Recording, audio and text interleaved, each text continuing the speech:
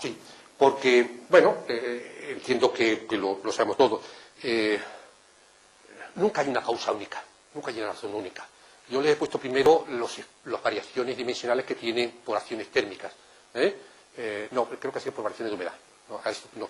Lo mismo podemos calcular en la variación térmica. Ocurre una acumulación de cargas. Lo único que ocurre es que una variación térmica en condiciones normales va a suponer aproximadamente una variación de 1 milímetro, 1,5 milímetros, y la variación de potencial nos puede suponer incluso hasta 1 centímetro, lo que hemos visto ahí. Entonces, ¿qué es lo que ocurre? Que si además de tener un ladrillo con una alta expansividad potencial, le hemos metido en nuestro entorno una orientación norte, la hemos fastidiado. Perdón, norte-sur, la hemos fastidiado. Usa potencial. ¿Que ¿Cómo lo quitamos? ¿Cómo evitamos, mejor dicho, cómo garantizamos que no es la variación exponencial? Pues no lo sé, pero lo que yo hago es que tomo ese ladrillo, le hago un ensayo, en el mejor de los casos, verifico que tiene ese ladrillo variación exponencial y por tanto actúo en esas condiciones.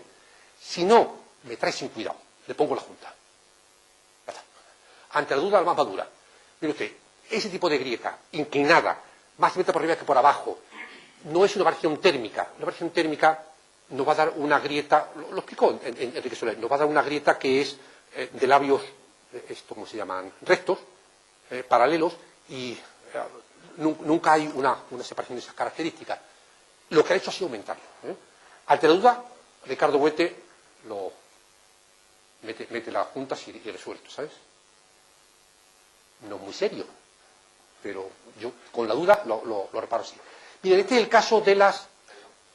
Las técnicas también creen que suelen aparecer normalmente en el centro, más simétrica, más que las de dilatación, o sea que se suelen dar en los extremos, pero son lo que las térmicas, ¿sí o no? Sí, las térmicas pueden darnos en paños grandes en el centro, porque es donde se nos van a acumular las concentraciones y tenemos los elementos ocasionados. Sí es verdad que puede favorecer la presencia de la acción de la dilatación potencial.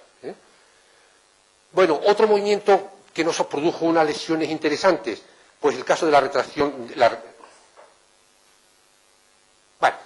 No sé por qué no ha aparecido la imagen, pero no importa. El caso de las retracciones, que en este caso, pues lo mismo. No podemos luchar contra ellas. Cuando una retracción se ha producido y se ha partido, no nos queda más tutía que reconstruir la junta en el proceso lógico. Son lesiones que se nos presentan en los cambios de sección, se nos presentan aproximadamente cada 6 a 10 metros en los paños y en todos los cambios de soporte. Cuando hablamos de retracción, y aquí también vamos a tocar un tema de reparación, hablamos de distintos casos de retracción, estas situaciones. Las más normales, que se suelen presentarnos de forma casi inmediata y que no tienen ninguna importancia, son los que se conocen, como ustedes bien saben, como fisuras de afogarado, que son estas que hay aquí. ¿Ven ustedes? Esta pintura se ha roto, y se ha roto repitiendo exactamente lo que hay debajo. Son fisuras que se presentan en las primeras horas de mi revestido, de mi revoco. No tienen ningún tipo de importancia porque normalmente suele taparse con una buena pintura, pero cuando no se tapa la pintura, a cabo del año, de los 2 años, 3 años, aparece la fisura y se piensa que esta fisura es la que ha aparecido a los 3 años. ¿No? Esta fisura aparece a las horas. Lo que pasa es que se tapa con la pintura. La pintura la ha tapado, cuando la pintura desaparece, cuando la pintura se rompe precisamente por donde se había tenido la rotura antes. ¿Cómo se reparan estas actuaciones, que son tan elementales? Pues ni vendajes, ni nada. Ustedes quitan la pintura la quitan con soplete o con decapante, con disolventes o con piezas metálicas, y posteriormente lo que hacen es pintar. Y esta fisura, ahí se queda la fisura. La única cuestión es que pinten con una pintura con suficiente cuerpo y un mínimo de espesor de 50 micras, para poder puentear estas fisuras.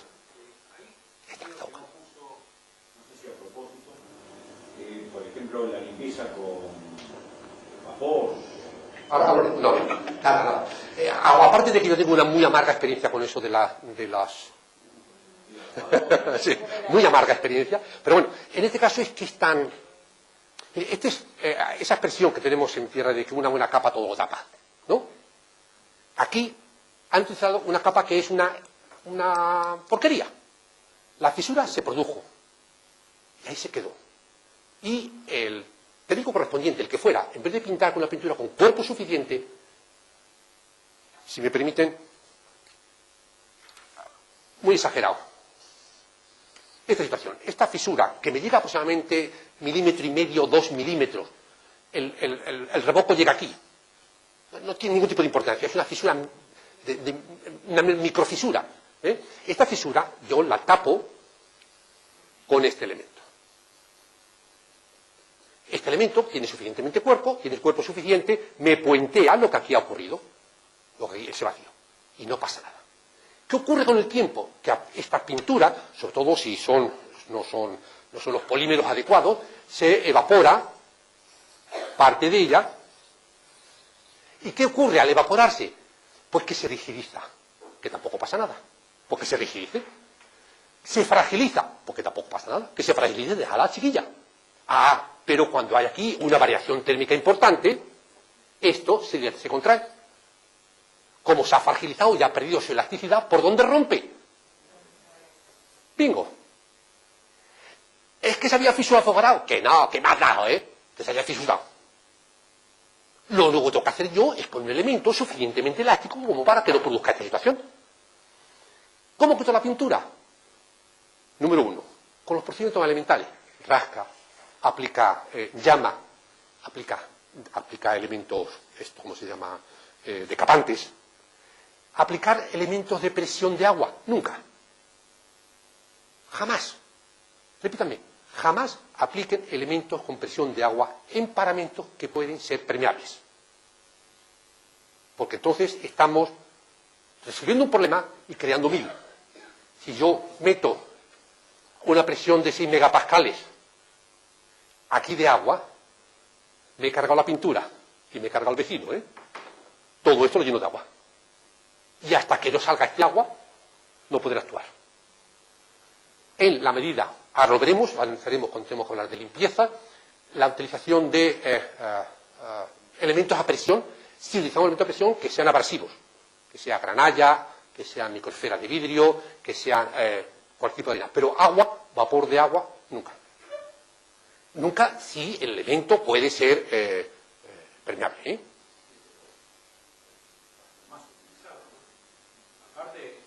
No es lo mismo tirarle agua a un vecino que tirarle arena. Bueno, ahora les comentaré. Yo les comentaré el caso de una reparación que tuvimos en Rota, Cádiz, en el que yo autoricé que se limpiara, como usted ha planteado, con agua, y la que montamos fuera de Dios. Yo tengo la amarga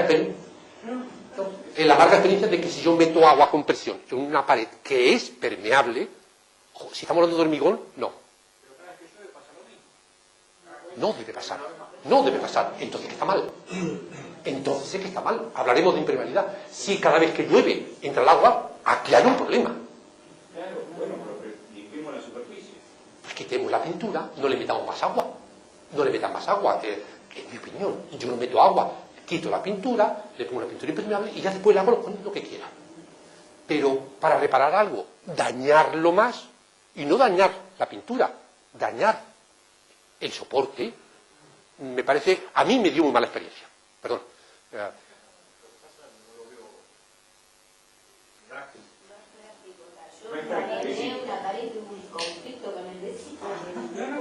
Ahora verán cómo lo hemos resuelto.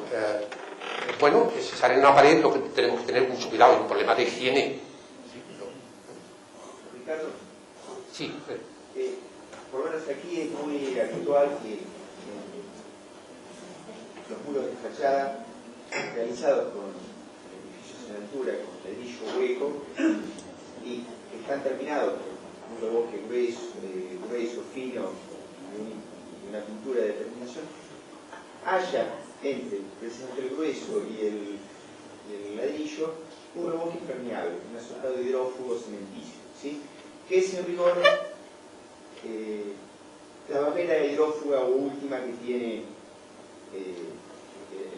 Entonces, quizás, tratando de adivinar lo que plantea aquí Mariño, en realidad cuando se aplica agua, seguramente, y pregunta, seguramente, estamos por supuesto eliminando la pintura y mojando mucho el fino, si es que tiene el revoque fino, y el grueso, ¿sí? Y en teoría, si está íntegro el revoque cementillo impermeable, el agua se detiene ahí, ¿sí? Entonces, en un periodo de secado, es decir, es razonable pensar, si me ocurre, que el periodo de secado que vamos a tener, previo por supuesto a seguir actuando sobre el muro, el cerramiento en cuestión, si se dan condiciones favorables de secado, puede ser reducido, ¿sí? Ahora, sí es imprescindible que previo a la aplicación de una nueva pintura haya perdido suficiente agua. Sí, este es el caso que están planteando muy bien ustedes de que tenemos un modelo constructivo distinto. Claro. Y por tanto, absolutamente válido. Solamente por aquello de la pejiguería, permítanme una pequeña aclaración. Es decir, ustedes tienen su fábrica de ladrillos, lo desconozco, y sobre esta fábrica, de lo que sea, de ladrillo, del elemento que sea, ustedes incorporan un elemento, entiendo que impermeable, ¿no? Un elemento impermeable. Exactamente. Elemento impermeable que no sé si después esto lleva, además lleva el mortero. Muy bien. Es decir, que exagerando tendríamos nuestra capa de revoco y aquí tendríamos nuestra impermeabilización. ¿Sí? Sí. Y después tendríamos nuestra pintura. Nosotros no trabajamos así. Nosotros lo que tenemos es nuestra pared, nuestra fábrica, tenemos nuestro revoco, que será hidrófugo o no hidrófugo, y ya podemos discutir, y después le aplicamos nuestra pintura. Y ya, son modelos distintos y por lo tanto es válido. Ahora bien, por aquello de simplemente puntualizar, reconociendo que tiene toda razón, con ese planteamiento el problema se ha agravado, creo que empapar este elemento de agua no es la mejor solución. Pero si su experiencia les está diciendo que pues añadan aquí aplicación de chorro de agua a presión. Les plantearé mi caso, por nuestro modelo constructivo, que es este, yo tuve un gran fracaso. Y por eso va de reto Satanás, ¿no? No lo utilizo más. Yo estoy incluyendo también la disponibilidad de agua que haya en un determinado lugar, digamos, ¿cómo influye eso en la tecnología a aplicar, en los modos de limpieza, por ejemplo, en este caso?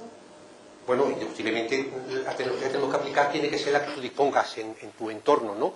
Normalmente los elementos de equipo de presión son autónomos. Y incluso estamos realizando, pues mezclando para llegar a una especie de 50-50, ¿no? No utilizamos solamente agua, sino utilizamos los hidroarenados, ¿no? Que mezclamos agua con sílice, ¿no? A mí el factor de disponibilidad tecnológica nunca me ha preocupado, porque sé que son equipos autónomos que irán más o menos complicados, costosos, pero no tengo esas dificultades, ¿no? La dificultad, no dificultad. La diferencia es que yo no impermeabilizo la fachada, yo la revisto directamente, las fachadas que son para pintar. En el caso nuestro, tiene también bárbaro porque todo aquel revoque, este flojo, si usted hace bien la limpieza, Perfecto. Claro. elimina o quiere decir, bueno, yo me dedico ¿no? a eso.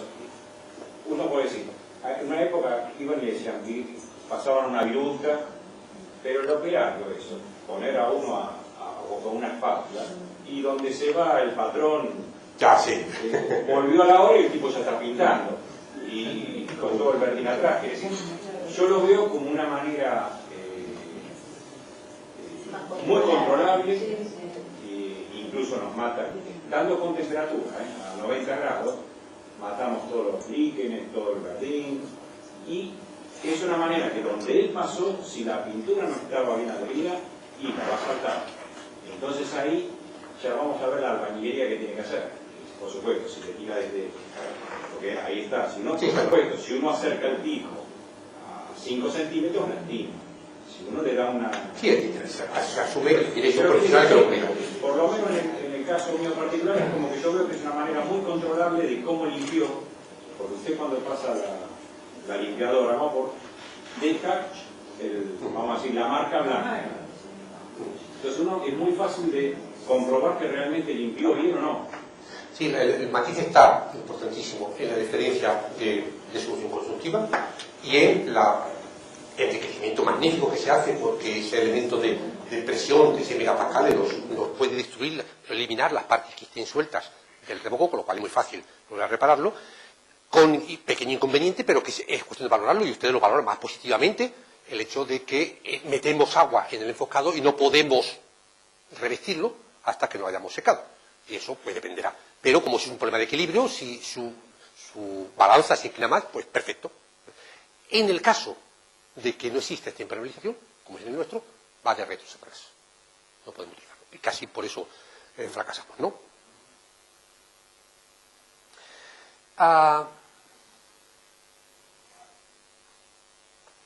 Caso de reparación de fisuras. Estamos en el primer bloque, las reparaciones de fisuras que estamos planteando. De nuevo, ocurre, y esto va a ser una situación muy habitual, aquí fue donde hicimos el gran fracaso de nuestro modelo constructivo. Fisuras que se aparecen, fisuras de retracción del elemento, porque el soporte se ha modificado.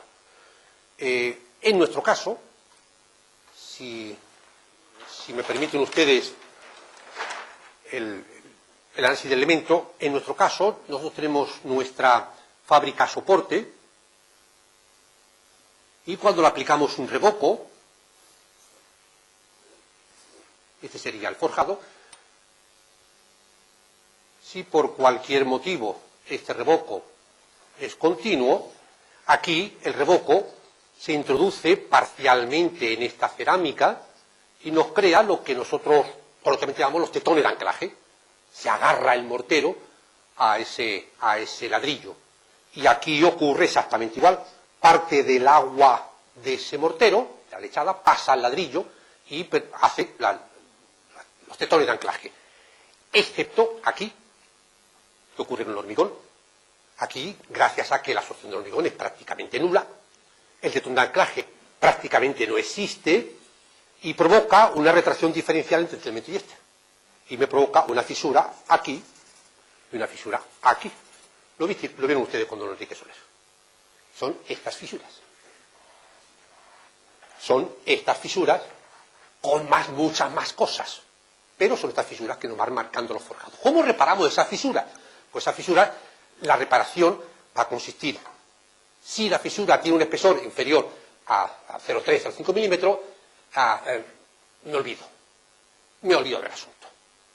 La voy a quitar con el procedimiento que estime más oportuno, bien mediante chorreado, bien mediante simple cepillado, bien mediante soplete o bien mediante otro sistema, y posteriormente pintaré con una pintura elástica, elastomérica, con unos espesores mínimos, estamos hablando de como mínimo 50 a 75 micras. Y me olvido los problemas, sin más discusión. ¿Qué ocurre cuando la fisura tiene mayor espesor?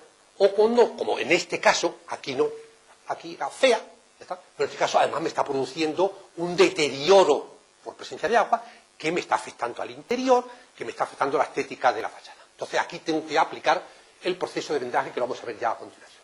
¿Vale? Pero antes de hacer nada de ello, están las operaciones de trabajos previos. Muy rápidamente, ustedes tendrán que proceder a soportar ese elemento, no el caso de las fisuras, cualquier tipo de grieta, bien mediante apeos de urgencia, bien mediante apeos de estabilización, bien mediante apeos interiores y todo que descargar muros. Lo planteó don José Antonio, pero lo traigo simplemente para recordarles que los testigos no solamente los ponemos en elementos de hormigón. Elementos de fábrica, tenemos que controlar su estabilidad con testigos que nunca deben ser de yeso, como bien explicó don José Antonio López. Nunca deben ser de yeso porque no nos dicen nada. Pueden ser manipulables e incluso pueden ayudar a la estabilidad de la pared con ese testigo. Tenemos que utilizar los micrómetros, que son los que nos dan una idea exacta del movimiento, la intensidad y la dirección del movimiento a lo largo de un tiempo.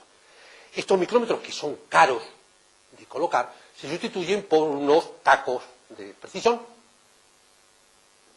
Simplemente, esto me lo elaboro yo, a ambos lados de la grieta, esto también en Sevilla, se colocan tres tacos y con un pie de rey o con un calibre, como ustedes lo quieran denominar, pues cada 5 minutos, cada 15 días o cada 15 meses, cada cuando yo estime oportuno, siempre hay que mantener, que tengo que hacer lecturas sucesivas en situaciones estacionales distintas, tiene que pasar un verano y un invierno para poder comprobar el movimiento, pues mido todos los días, mido de aquí a aquí, siempre con el mismo aparato, siempre, a ser posible, la misma persona, siempre en la misma posición, mido de aquí a aquí, lo noto, mido de aquí a aquí, lo noto, de aquí a aquí no vale la pena, pero algunos lo hacen.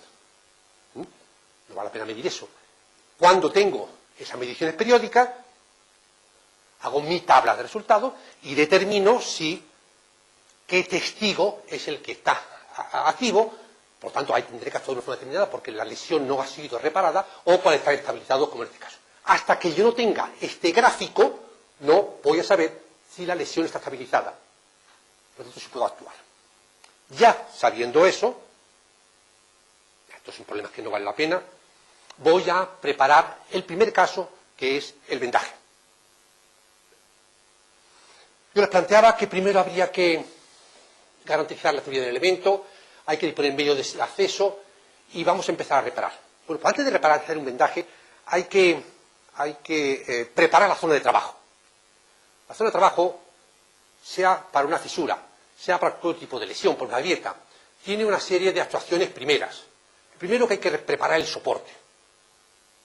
Eso que hemos hablado, que se va a hacer con chorreado de lo que sea. Bueno, hay que preparar el soporte para garantizar que nos vamos a agarrar un soporte sano. Miren, la práctica mayoría de las reparaciones que hacemos, bueno, las reparaciones que yo hago, se basa en la utilización de productos poliméricos.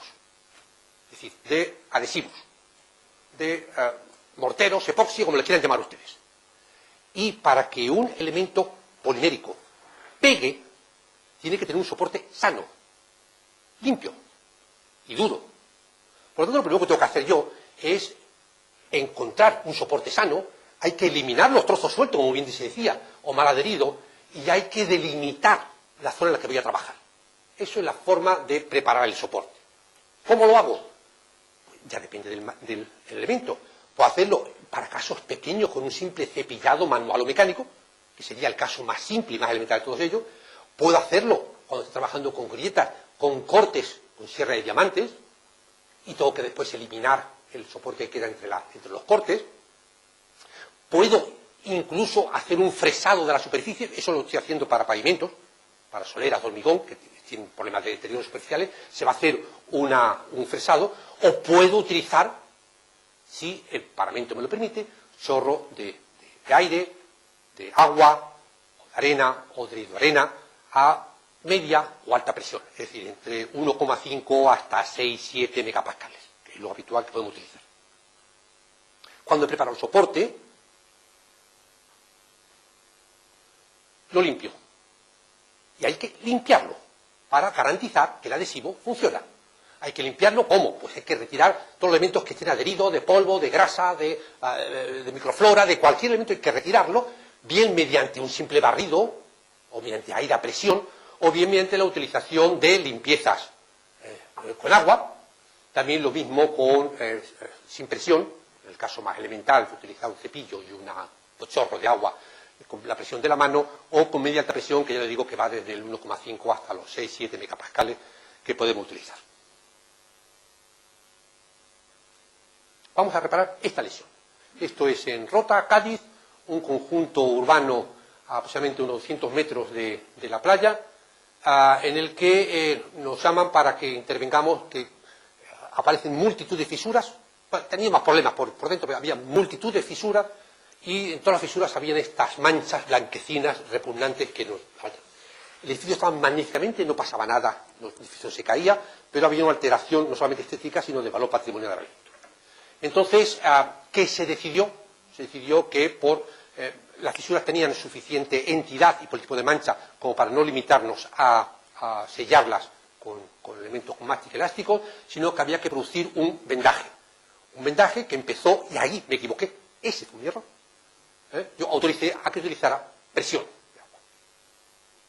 Y se utilizó presión, se dejó perfectísimamente, los labios de la fisura perfectamente limpios, no podía quitar la pintura, simplemente lo que hacía era retirarnos abrirnos los labios de la fisura para dejar la fisura sana, pero nos llenó toda la fábrica de agua.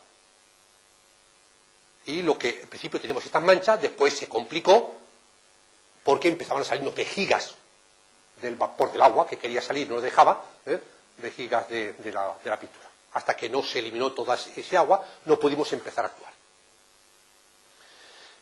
Cuando tenemos un soporte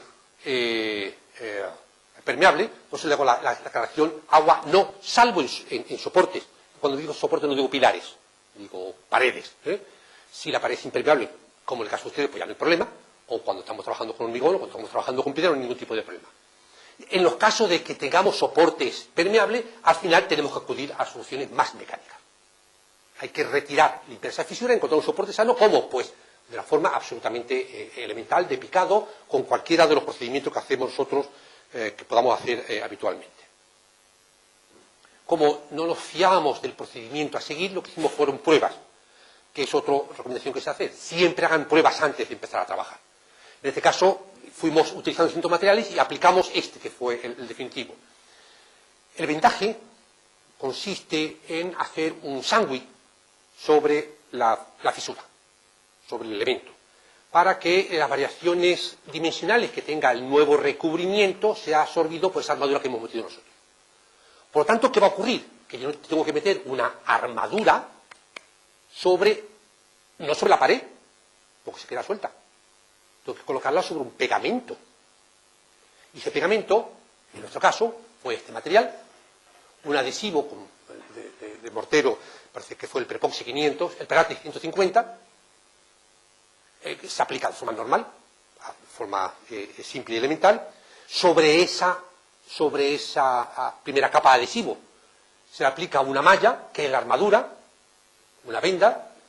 Podemos utilizar vendas de fibra de vidrio, podemos utilizar vendas que yo prefiero de polipropileno, que funcionan exactamente igual, pero las vendas de fibra de vidrio suelen arañar las manos y es un problema de comodidad de los operarios, simplemente, no hay más diría, Entonces, prefiero recomendar las de fibras de polipropileno que no tienen esa agresión. Y sobre las fibras de polipropileno, una vez que se ha pegado sobre el soporte, pues se aplica la otra capa.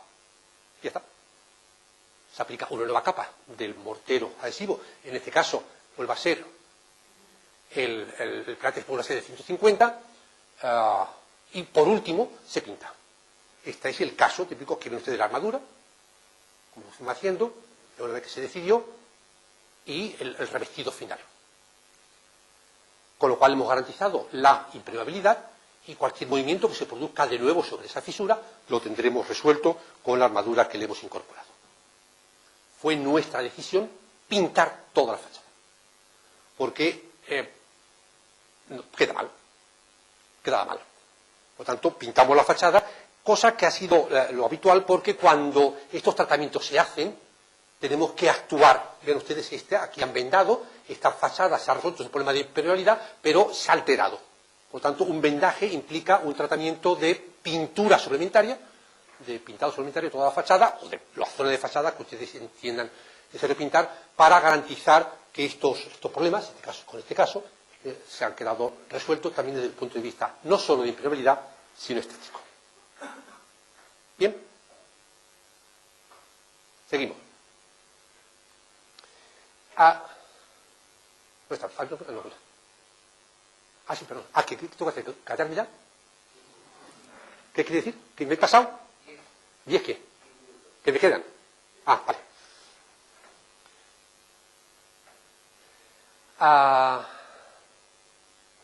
Bueno, veamos grietas, palabras mayores. Ya no un problema de impermeabilidad. ¿Cómo enfrentamos una grieta en la que, además, para más complicación, no es un revestido, sino es una fábrica de ladrillo visto, muy cuidada? Es un edificio en Sevilla, Oriza, un restaurante muy conocido en Sevilla, bastante cuidada esta fábrica, y se nos ha presentado una grieta en la que necesitamos garantizar que la transmisión de esfuerzos se sigue manteniendo. Y el proceso que podemos utilizar son dos procesos, o bien grapado o bien inyección. Vamos a empezar con la inyección, que fue lo que utilizamos aquí.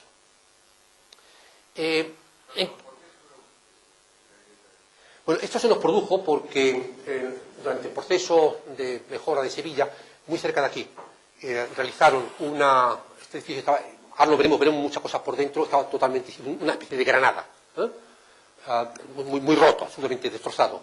Se hizo un túnel para el paso de un metro y una vía de ferrocarril, y las vibraciones que hicieron y las inyecciones de J-Grouting pues dañaron la cimentación de este edificio. Esto por el interior tuvimos que recalzar todo el elemento, toda la cimentación y establecer unas conexiones. Se había partido la conexión de los forjados con los muros, tuvimos que repararlo de esa forma, y en las paredes, el edificio ya estaba estable, en las paredes se nos habían producido todas estas roturas. Ahora veremos más, hay muchas más por aquí. Entonces estas paredes, yo quería, error número, creo que ya voy por el 17, yo, como era una fábrica muy cuidada, muy bonita, y se come de maravilla en ese restaurante, muy bien, yo quería no entresacar los ladrillos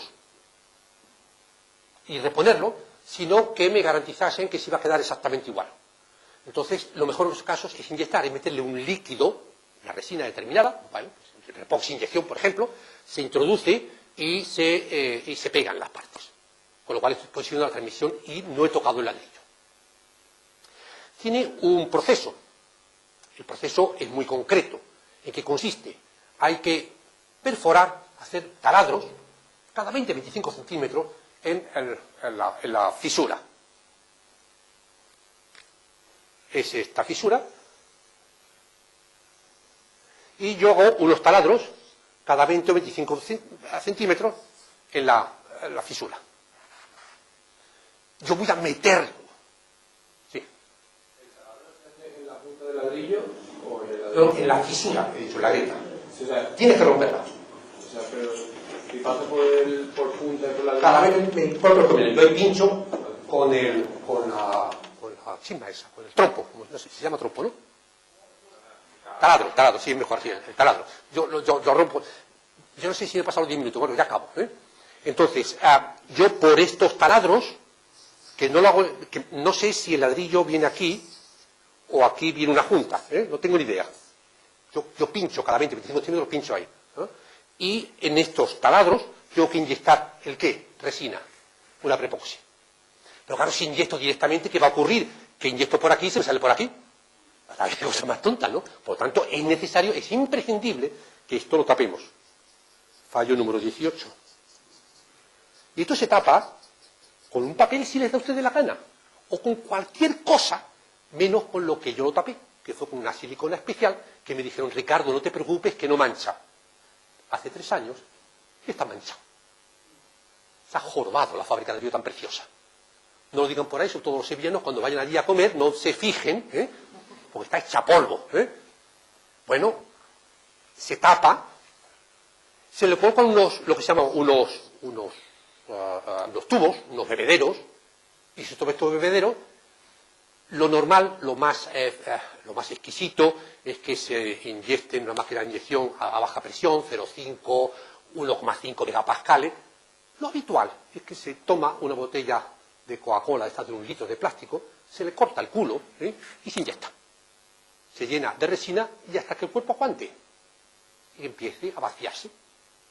Y ese elemento, si ahora vemos nuestra fisura, nuestro taladro va rellenando todos los labios de la junta, de la grieta, hasta consolidarlo.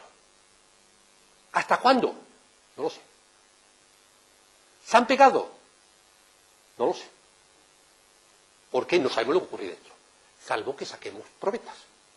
Periódicamente se sacan unas pequeñas probetas de testigo y verificamos que existe resina prepoxi interior.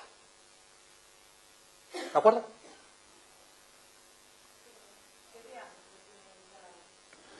Bueno, aproximadamente es unos 15 a 20 milímetros. Va a depender mucho. En este caso creo que son unos 20 milímetros los que utilizó. Ahora veremos otro caso que utilizó uno mucho más grueso. Va a depender del sistema de inyección que tú quieras aplicar. Aquí lo que se aplicó no fue el de la botella, porque me pareció demasiado burdo. Se le metió con una especie de pistola de resina, la típica pistola, se inyectó directamente, ¿no? Se empieza de abajo arriba. Empieza de abajo para arriba. Se empieza a inyectar. Y teóricamente, tú ves salir, digo teóricamente, ves salirlo por el de arriba, ¿no? ¿O no? Sigue. Ahí me decían, don Ricardo, siga. Y don Ricardo, pare ya. Perdón. Es así teóricamente, de abajo arriba hasta que fluya. ¿O no? Porque sabe yo lo que ocurre ahí dentro. Paramos, seguimos 5 minutos. Seguimos, ya estaba, seguimos. Venga. Esto es mucho más brutal, es el grapado. Esto ya son palabras muy gordas. Ya me da igual lo que ocurra. Yo voy a romper porque voy a coser esta grieta, la voy a coser con un elemento metálico que me transmitan los esfuerzos en su plano que va a soportar esta pieza. Normalmente se calculamos los anclajes, calculamos que en forma de cremallera para impedir que se me produzca aquí una línea de rotura. Si yo los pongo igual, se produce una línea de rotura. Se disponen aproximadamente, pues eso, cada 20, 30 centímetros. ¿Con qué longitud? Sabe Dios. Aproximadamente puedo oscilar entre los 30 a 50 centímetros. En las condiciones normales de la pared. ¿Qué introduzco? Pues hago un taladro, lo van a ver como hacía el operario, se hace este recorte. Este recorte tiene que tener unos taladros para encajar la grapa. La grapa la hacemos ahora de acero, pero antiguamente se hacían con ramas y trozos de madera de encina, lo encontrabas perfectamente. El caso es de acero y con un elemento polimérico que me quede siempre por debajo, porque a veces cometemos el error de pegarlo a la pared y entonces deja de funcionar. Hay que crearle una cama de un mortero polimérico donde yo agarre mi grapa. Esta grapa, bueno, lo primero que hacemos es descarnar la zona de las grietas. Esta fue la fisura, las grietas que tenemos que reparar, descarnamos, encontramos las grietas y vimos el tipo de... Encontramos un soporte sano. Sobre este soporte sano ya el operario fue abriendo estos taladros para irlos ajustando. Aquí les pongo cada 50, o 40, o 60. No sean ustedes al milímetro. Aproximadamente ese es el orden de magnitud que estamos utilizando para reponerlo. Y, eso sí, se va probando grapa por grapa. Es muy lento, hay que ir probando y hay que irse ajustando a la propia mala calidad del ladrillo. El caso es que el operario ya introduce, esta es la prueba, va introduciendo la grapa, grapas que siempre, yo recomiendo, yo utilizo, que sean como mínimo de acero galvanizado, para interiores. Y si es de exterior, siempre acero inoxidable. Y cuando es de interior, por favor, galvanicen después de plegar.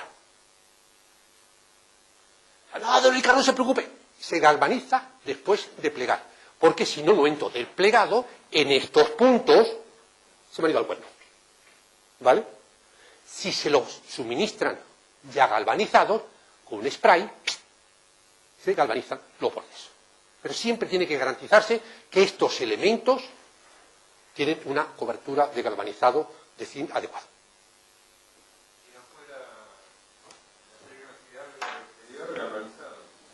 Yo no lo recomiendo. El galvanizado en determinadas condiciones de atmósferas muy agresivas, atmósfera ácida, tiene una vida muy corta. Y por lo tanto, aquí tenemos que hacer una reparación. Qué mala pinta tiene yo con una copa, ¿no? Hay que hacer una reparación duradera. Es poco significativo, pasa de hacer un galvanizado a hacer inoxidable. No tiene más. Ahora podríamos decir, hombre, en vez de hacerlo inoxidable, un galvanizado lacado. Pero dijo, pues ya pones el inoxidable, ¿no? No. Yo siempre la base de apoyo la pongo con un mortero polimérico. Siempre. Yo no asumo los elementos ni de mortero medical para la realización de grapa. Quiero elementos rígidos, fuertes, que me garanticen la unión de la cima de la grapa a las patas.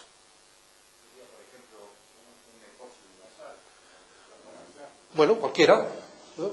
El prepar de Boxar, cualquier elemento que sea suficientemente rígido para soportarla. Es decir, piensen ustedes que aquí estoy garantizando que esta pared, cualquier esfuerzo horizontal que te haga soportar, un sismo, que nosotros somos sísmica en Sevilla, cualquier elemento de vibración, tiene que transmitir solo el esfuerzo de esta pared que está jorobada a esta pared que está sana. Esto es un elemento bien fijo, bien seguro, ¿no? Sí. La dirección de la hilada o disponer la grapa perpendicular. Oficialmente hay que ponerla perpendicular. El operario te la va ajustando para agarrarse siempre a un ladrillo sano. Y tendrá 50 centímetros 60 hasta que no encuentre el ladrillo sano y la posición del, ¿sabe? Perpendicular a la grieta. Lo correcto es lo perpendicular a la grieta. Claro. Pero ese perpendicular se ajusta a que encontrar el ladrillo sano. Y puede que sea perpendicular más o menos. ¿Lo ves? ¿Eh? Lo que yo tengo que encontrarme es con una pieza sana de ladrillo donde agarrarme. ¿Sí? Bien. Bueno, pues ahora sí, ya. Bueno, hasta el final, así como queda, ya está. Y no ha quedado demasiado mal, porque nos siguen invitando a comer de vez en cuando, ¿no? O sea que... Bueno, pues ya la última, esta sí, para no, que es la última. Grapas de invento. En este mismo edificio, es siempre el mismo edificio, en este caso, la grieta era tan gruesa, tan importante, que no nos atrevimos, no me atreví, a hacer el sistema de inyección normal. Entonces decidimos poner grapas. Pero hombre, con esta fachada es una pena poner unas grapas ahí porque no vamos a cargar. Y me propusieron, y lo acepté, y funciona de maravilla, unas grapas ocultas, que consistieron en hacer unos taladros de la jamba de este hueco a la jamba de este hueco. Se hizo un taladro, se limpió estos huecos, se limpió y se le metió una fibra de carbono, un redondo de fibra de carbono, y se inyectó resina. Se tapó, grapa cerrada. ¿Lo ven? Inyectamos para los problemas de impermeabilidad. ¿Me comprenden? O sea, la inyección ya no me preocupaban los problemas de transmisión de esfuerzo, porque lo tenía garantizado con la grapa que habíamos metido entre estos puntos y estos. Como que lo hemos hecho una vez y no hemos vuelto a hacerlo más. Funciona bien. Pero bueno, estos son los inventos que a veces tenemos que hacer para resolver estos problemas que nos da miedo simplemente aplicar resina aquí, ¿no?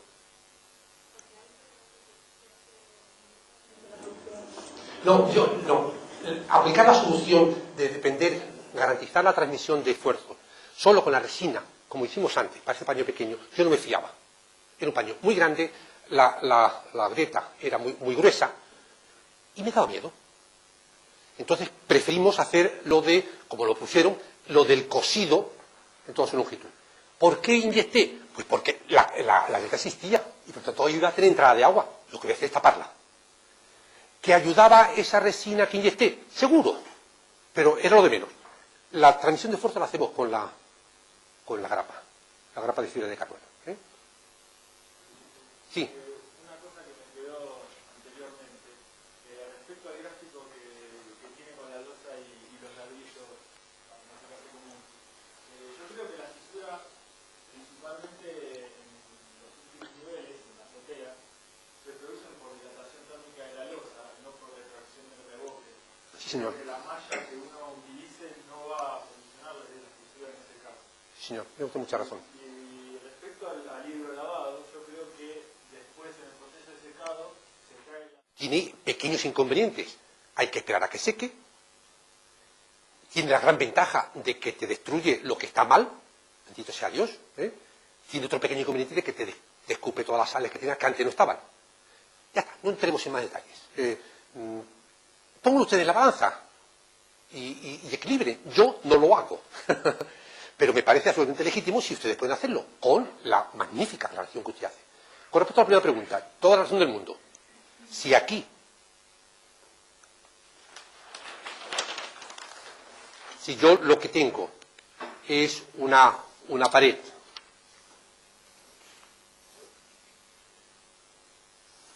sea, con una formación dependiente, o incluso la propia losa, aquí se le puede producir una fisura, aquí o aquí, pero con una gran diferencia con respecto a las otras. Las primeras fisuras, las que tenemos aquí, que eran ese caso, si yo la acaricio, no tropiezo. Están fisuras, son coplanarias. ¿Por qué? Porque se ha producido una tracción. Este caso, que lleva usted razón, se presenta en los casos de cubierta fundamentalmente, en nuestro caso, vamos a ver un ejemplo muy fuerte, se nos ha producido es un empuje, por lo tanto, en cualquiera de los puntos, estas fisuras tienen esta forma. Si yo la acaricio, tropiezo. Y la reparación es distinta. En este caso hemos ido a un vendaje, aquí no podemos ir a la solución. Podremos ir a un vendaje si nos da la realísima gana, pero sepamos que eso no es, lo ve. Pero hay que saber la causa, y la causa, ¿cómo la sé? Pues, si yo tropiezo al tocarlo, si tropiezo con un palo, porque a veces no llego desde una ventana, si tropiezo con un palo, tropiezo con lo que sea, pues eso me está diciendo que hay un empuje aquí. Y por lo tanto tendré que actuar de una forma determinada. ¿Sí? 5 minutos para hacer un pie.